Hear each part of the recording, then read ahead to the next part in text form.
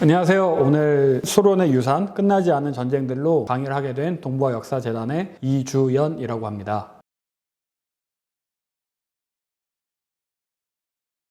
오늘은 아제르바이잔과 아르메니아 사이에서 벌어졌던 전쟁, 나고르노카라바흐 전쟁과 남오세티아, 아파지아, 조지아 사이에서 벌어졌던 조지아 전쟁에 관해서 강의를 할까 합니다.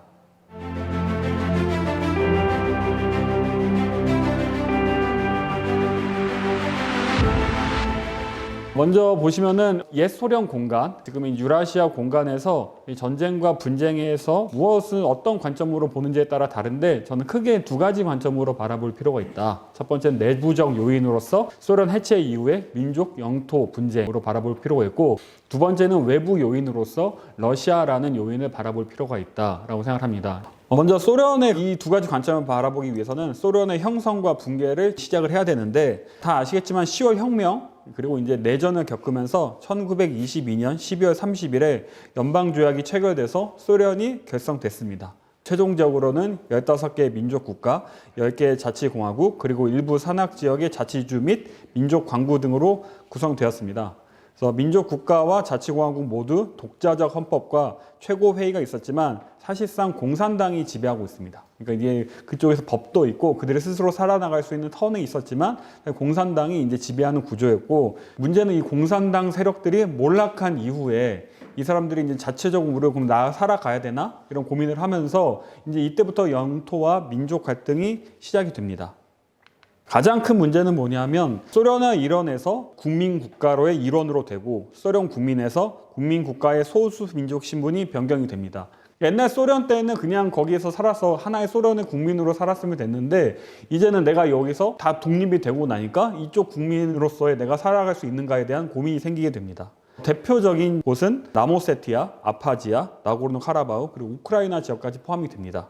국가의 형식적인 지배와 민족의 실효적 지배의 괴리가 발생을 합니다. 이 두 곳을 찾아볼 수가 있고, 특히 러시아의 경우에는 자국이 주변국 분쟁에 적극적으로 개입하는데, 기본적으로 러시아의 생각은 적어도 옛 소련 공간에서 본인이 최고의 영향력을 차지해야 된다. 그러니까 본인이 다 관리를 할 수 있다라고 믿고 있는 거고요. 그래서 러시아 입장에서는 이제 이 분쟁을 내가 개입하게 다른 국가, 특히 미국이 들어오면 안 된다. 그러니까 미국이 만약 이 분쟁에 개입을 해서 해결해줘 버리면 본인의 영향력이 줄어드는 거잖아요. 그래서 외부 세력이 못 들어오게끔 본인이 해결하겠다라는 의지가 강력하고, 재밌는 것은 이 미국 외에도 유럽, 튀르키예, 이란 등 이 자국의 국익에 따라서 또 개입을 합니다.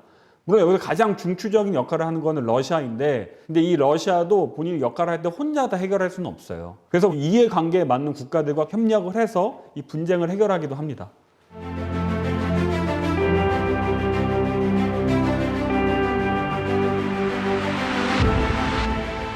그래서 저희가 처음에 바라봐야 될 것은 나고르노카라바흐 지역인데, 지도에서 볼 수 있듯이 빨간색으로 표시된 여기 지역이 되게 웃긴 겁니다. 그러니까 이 지역에는 약 12만 명 정도의 사람이 사는데 아제르바이잔 영토에 있습니다. 근데 이 사람들은 아르메니아인이에요. 12만 명이나 그런 사람들이 있는 거예요. 그럼 이 사람들이 너무 황당하잖아요. 갑자기 소련이 붕괴되고 나서부터 너 이제부터 아제르바이잔 국민이야 라고 하는데, 아르메니아는 정교회 국가입니다. 그러니까 기독교 국가이고 아제르바이잔은 이슬람 국가예요. 그러니까 종교적으로도 안 맞고 언어도 아르메니아어를 쓰는 사람이 아제르바이잔어를 이제 배워야 되는 상황이 되는 거고, 그러니까 여러 가지로 안 맞는 거죠. 그렇다 보니까 당연히 이곳에 있는 사람들은 야, 우리는 그냥 아르메니아로 갈래.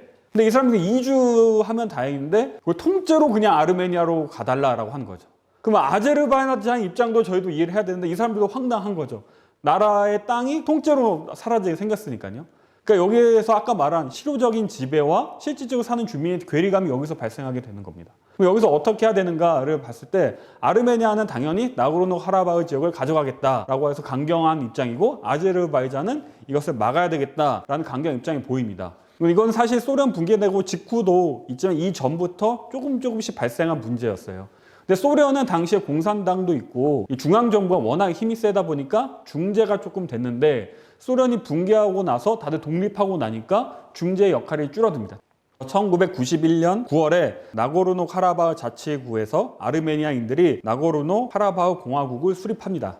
나중에는 아르차우 공화국으로 바뀌는데 이 수립하고 나서 1992년 초에 1차 나고르노 카라바흐 전쟁이 발생합니다. 이때 94년도에 유럽 안보 협력 회의 중재로 휴전이 이루어지는데 1차 전쟁 같은 경우에는 대체적으로 아르메니아가 굉장히 유리하게 끝납니다.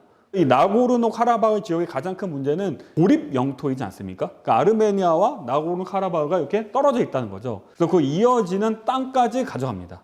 그러니까 저 나고르노 카라바흐 지역 말고도 이 왼쪽이나 이 밑에 지역까지 아르메니아가 6개의 주를 차지하게 됩니다. 그 이후에 이제 이거를 어떻게든 해결해 보겠다라고 하면서 외국의 세력들, 특히 이제 서방이 많이 중재를 하려고 합니다. 이때 이제 민스크 그룹이라는 조직이 되는데 공동 의장 3개국은 러시아, 미국, 프랑스가 있고 정규 3인 회원 6개국은 벨라루스, 핀란드, 독일, 이탈리아, 스웨덴, 튀르키예가 있습니다. 그다음 협상 당사국은 아제르바이잔과 아르메니아, 이렇게 해서 총 11개국이 민스크 그룹을 통해서 협상을 합니다. 저는 개인적으로는 고블 플랜이 꽤 괜찮다고 봤는데 보면 알겠지만 나고르노 카라바흐 지역과 아르메니아를 잇는 위에 노란색으로 표시되어 있는 라친이라는 지역이 있으면은 연결이 되고, 좀 재밌는 건 뭐냐면은 밑에 초록색으로 보이는 지역은 또 아르메니아 옆에 있는데 아제르바이잔입니다. 그러니까 지금 복잡해요, 여기가. 그러니까 나고르노 카라바흐 말고도 왼쪽은 또 아제르바이잔이 이쪽에 차지하고 살고 있어요. 실제로 아제르바이잔 영토입니다, 여기는 아예. 문제는 뭐냐면 이 사람들도 아제르바이잔 돌아가고 싶잖아요. 연결이 돼야 되잖아요. 그래서 이 연결을 하려고 하는데 이쪽에 연결하는 걸 굉장히 불만을 갖는 국가가 있습니다. 이 이란입니다, 옆에 있는. 그래서 왜 불만이 많냐면 이란의 북부 지역은 아제르바이잔 계열 사람들이 많이 살아요. 혹시나 이쪽이 편입이 될까봐, 그러니까 이란 북부 지역이 아제르바이잔에 편입될 수 있지 않을까라는 위협감이 있고, 또 하나는 옆에 뒤에 있는 튀르키예도 조금 재밌는데 이 튀르키예 같은 경우는 아제르바이잔을 또 적극적으로 지지합니다. 러시아가 아르메니아를 지지할 수밖에 없는 이유는 아까 말했듯이 옛 소련 공간에서 이 러시아는 본인의 우월적인 영향력을 차지하길 원하는데, 문제는 아제르바이잔이 지향하는 국가가 러시아가 아니라 튀르키예인 거죠. 그렇다 보니까 러시아는 당연히 아르메니아를 지원을 해가지고 아제르바이잔 힘을 줄여놔야 이 튀르키예가 요 옛 소련 공간으로 들어오는 걸 막을 수 있다라고 판단을 하고 있는 겁니다. 그다음에 2004년, 2007년, 2009년에도 계속 이게 협상의 의지를 보여줍니다. 근데 실제로 대부분 양국이 거부하거나 특정 국가가 유리한 협상안이 되면은 다들 포기를 하죠. 특히 국민들이 굉장히 싫어합니다, 협상을 하는 거를. 왜냐면은 당연한 게 특히 아르메니아인들은 아제르바이잔과 튀르키예에 대한 분노가 엄청나요. 역사적 기억이기 때문에 그런지. 그래서 당연히 본인들이 굉장히 유리한 결과로 협상이 되길 원하고, 그리고 실질적으로 1차 나고르노 카라바흐 전쟁 자체가 아르메니아 승리로 종결이 됐고 많은 영토를 가져갔기 때문에 아르메니아 입장에서는 줄 이유가 없는 거죠. 이 문제는 2016년부터 발생을 하는데 이때 일시적으로 4일 동안에 분쟁이 터집니다. 그러니까 국경을 계속 맞대고 있으니까 이 국경 지역에 소규모 전쟁은 있었어요, 항상. 소규모로 터지는데 이때 4일 만에 이제 모스크바, 러시아의 주도로 빠르게 합의가 끝납니다. 이때부터 서방에서는 소위 말하는 카라바흐 피로감이라는 얘기를 합니다. 피로감을 내세우니 당연히 러시아 입장에서는 좋죠. 서방에서 이쪽에서 관심이 없어지고 있다는 것은 분명히 좋은 신호입니다. 따라서 이제 러시아가 중심으로 돼서 이 문제를 해결해 보겠다라고 얘기를 하는데 그것도 잘 되지 않습니다. 가장 큰 문제는 2020년 9월 27일에 2차 전쟁이 발발을 합니다. 이때 재밌는 건 뭐냐면 4일 전쟁 같은 경우에는 국경선에서만 전쟁이 났다면 여긴 전면전 수준으로 다시 격화가 됩니다. 이때 아제르바이잔군이 1차 전쟁과 다르게 굉장히 공세적으로 싸움을 잘하게 되는데, 그래서 이제 제브라이올, 푸줄리, 슈샤 지역까지 회복합니다. 이 슈샤가 특히나 중요한데 이 지역이 약간 고지되어 가지고 아까 말한 아르차우 공화국 수도까지 포격이 가능한 곳이거든요. 그래서 이 지역까지 가져감으로써 사실상 아르메니아 측이 패배하게 되고, 이때 러시아가 협상을 주도해서 이제 휴전은 만들어주고 적어도 라친 회랑만큼은 지켜주는 선에서 전쟁은 마무리가 됩니다. 이때 시점에 제가 이제 연구를 한 바로는 러시아가 이렇게 조금 이렇게 미온적인 태도를 보였을까를 봤는데, 이때부터 조금 약간 러시아가 불안감을 특히 튀르키예한테 조금 느끼거든요. 그리고 이제 여기서 그냥 평화가 이루어지는 게 아니라 2023년 9월 19일에 반테러 작전을 주장하면서 나고르노 카라바흐를 다시 한번 아제르바이잔군이 공습을 합니다. 이때 거의 10일 만에 아르메니아계 자치 세력, 아까 말한 아제르차흐 공화국이 항복을 선언합니다. 아르메니아가 도와주지도 못하고 이제 아르차우 공화국이 결국엔 해체 선언을 하고 12만 명의 아르메니아계 주민 중 10만 명의 주민이 아르메니아로 피신합니다. 그리고 2023년 10월 15일에 아제르바이잔 알리예프 대통령이 이 지역에 와서 우리가 이걸 수복했다라고 선언을 하면서 사실상 이쪽 지역은 조금 종결이 됐다라고 판단을 하고 있습니다.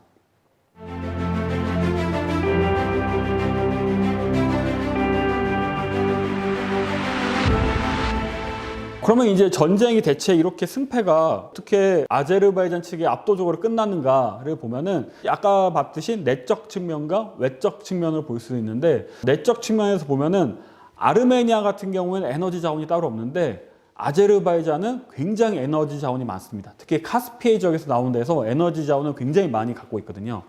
그래서 보시면 알겠지만 2001년부터 2023년까지 국방비의 증액 추이입니다. 주황색이 아제르바이잔이고 파란색이 아르메니아인데 차이가 엄청 크죠. 그러니까 특히 아제르바이잔 2000년도부터 아시겠지만 에너지 자원이 굉장히 비싸졌습니다. 그때부터 에너지 가격이 쭉쭉 올라가는데 그때 벌었던 돈을 계속 국방비에 사용을 했고, 물론 이제 조금씩 줄어드는 시기도 있습니다. 이때 에너지 가격이 다 떨어지고 특히 이제 러시아가 경제가 어려워졌던 시기이긴 한데 이 시기를 제외하고 국방비를 굉장히 많이 사용을 해서 대체적으로 아르메니아보다 아제르바이잔이 군사력이 더 높아졌던 모습입니다. 요즘에 우크라이나 전쟁에서 드론 얘기도 많이 나오는데 이때부터 드론 전쟁이 시작이거든요. 그때 벌어들였던 돈으로 샀던 무기 중에 하나가 바로 드론입니다. 드론. 무인 항공기죠. 나고르노 카라바흐 지역과 아르메니아 지역들이 이 코카서스 지역은 굉장히 산맥이 많습니다. 그래서 여기를 버티고 있으면 뚫어내기가 어렵거든요. 그러니까 당연히 아르메니아는 2차 전쟁 때도 우리가 고지대를 차지하고 있으니까 이길 것이다라고 생각한 것 같아요. 그러니까 포대를 거기다 설치하고 오는 병력을 다 막아내면 된다라는 생각을 했는데 문제는 아제르바이잔이 첨단 전쟁을 한 거죠. 평이 뭐냐면 21세기 아제르바이잔 군대가 20세기 소련에 머물던 아르메니아 군대를 무찔렀다. 당시 20세기의 전력으로만 아르메니아는 우리는 고지대에 있으니까 버티면 된다라고 생각했는데 무인 항공기 짠뜩 뛰어가지고 다 폭격을 해버리니까 이 아르메니아 못 버티고 금방 전쟁이 끝나버린 겁니다. 또 하나는 1차 전쟁과 2차 전쟁에서 러시아가 생각하는 이익과 우려가 조금은 달라집니다. 아까 말했듯이 1차 전쟁 시기에서 러시아가 가지고 있는 이익은 지정학적 요충지를 확보하는 겁니다. 일단 기본적으로 러시아가 가장 싫어하는 것 중에 하나가 이 옛 소련 공간으로 서방의 영향력이 들어오는 거라고 제가 말씀드렸고, 특히 두 개는 죽어도 싫다라고 생각합니다.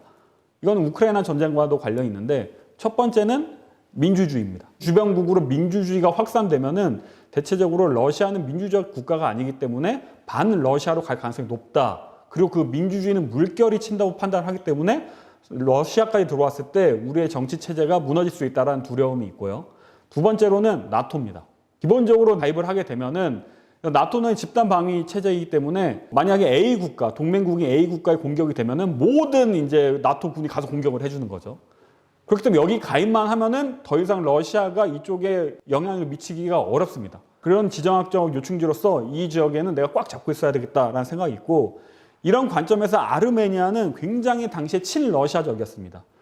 그래서 경제적으로는 2의 이유라고 불리는 유라시아 경제연합에도 가입을 했고 CSTO라는 집단안보조약 기구에도 가입합니다. 그러니까 어떻게 보면 경제도 그렇고 안보도 그렇고 러시아가 주도하는 이런 기구에 가입을 함으로써 코카서스 지역에 러시아가 이쪽을 차지할 수 있는 힘이 있었던 거죠. 우려 지역으로 아까 말했듯이 옛소련 지역으로 외부 세력이 들어오는 걸 굉장히 극도로 반대를 하고, 또 하나 아제르바이잔이 굉장히 친튀르키예적 성향을 보였다는 겁니다. 그러니까 1차 전쟁 하기 전부터 튀르키예에 계속 같이 가겠다라고 하는데 이 지역에 튀르키예가 들어오는 게 굉장히 불만입니다.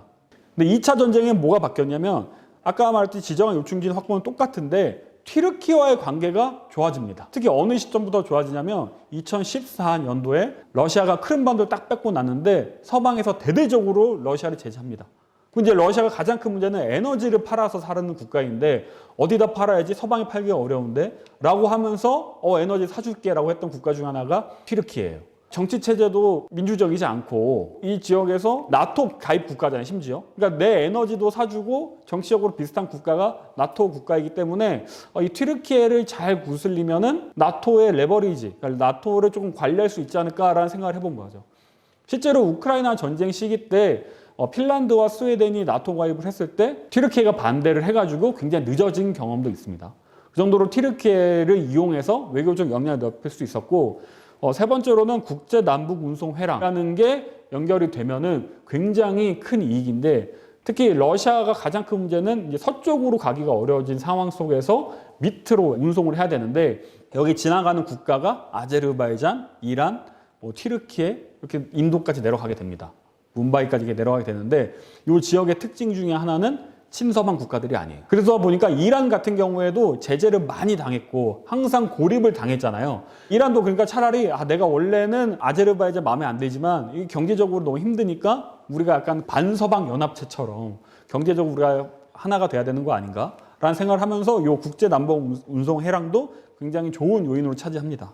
또 하나 우려는 이 아르메니아 지역이 항상 친러시아면 다행인데 2018년에 벨벳 혁명이라는 게 일어나면서 약간의 반러시아적인 파시얀 총리가 집권을 합니다. 그래서 이때부터 마음에 안 드는 거죠. 원래는 아르메니아가 적극적으로 러시아에 동조를 해도 모자랄 판에 본인을 싫어하는 그 총리가 집권했다라는 거에서 약간 처벌적 조치가 있지 않았을까. 그러니까 이 정권을 붕괴시켜야 된다는 그런 그 생각도 있지 않았을까라고 판단하고요. 또 이제 2차 전쟁은 그러니까 20년부터 더 길게 봤을 때 보면은 우크라이나 전쟁이 22년도에 터지면서 러시아가 더 이상 이 코카서스 지역에 모든 걸 투사하기가 어려워진 상황이 됐다. 그렇죠. 이제 전쟁을 동부 지역에서 일어나는 전쟁도 굉장히 세게 해야 되는데 이 나고르노 카라바흐 전쟁까지 내가 개입하기는 어렵다라고 판단을 하면서 다소 본인과 적으로 판단이 되지 않는 튀르키예한테 맡긴다라는 형식으로 약간 전쟁을 종결시키려고 하지 않았을까라고 판단할 수 있습니다. 어떻게 보면은 이 이익의 지점, 아르메니아란 친러시아라는 이익의 지점이 오히려 우려의 지점으로 가면서 2차 전쟁에서 아르메니아를 지지하기보다는 2차 전쟁 이후에는 아제르바이잔을 지지하는 그런 경향도 나타나기 시작한 겁니다.